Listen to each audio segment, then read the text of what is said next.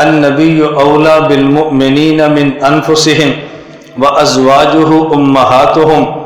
دوسرا مسئلہ یہ سمجھیں، پیغمبر کی بیویاں یہ ایمان والوں کی مائیں ہیں۔ قرآن کریم نے بتا دیا اور ہم نے مان لیا۔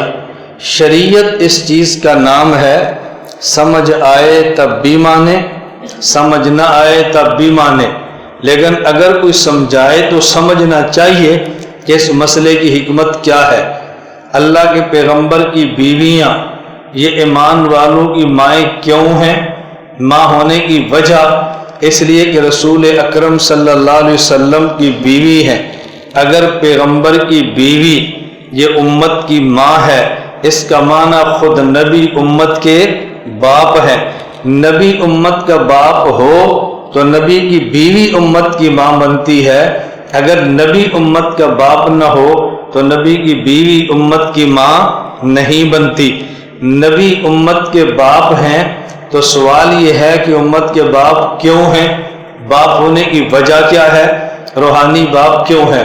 اب یہ بات سمجھیں کہ دنیا میں دو قسم کے لوگ ہوتے ہیں، ایک وہ جو ایمان لاتا ہے، ایک وہ جس پر ایمان لاتا ہے۔ ایک وہ جو کلمہ پڑھتا ہے، ایک وہ جس کا کلمہ پڑھتے ہیں۔ ایک بندہ وہ جو ایمان لائے، ایک وہ جس پر ایمان لائے۔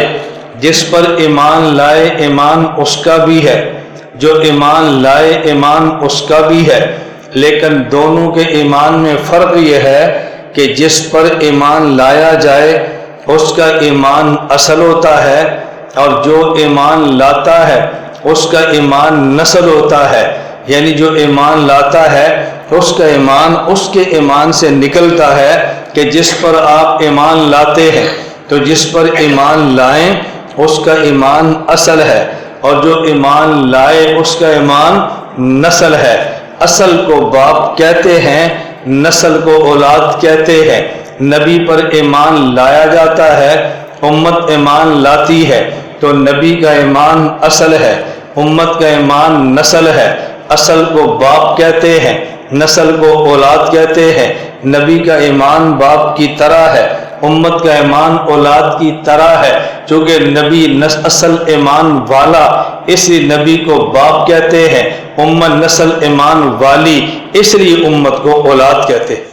لا الہ الا اللہ، لا الہ الا اللہ، لا الہ الا اللہ، ما لنا رب سوا۔ لا الہ الا اللہ، لا الہ الا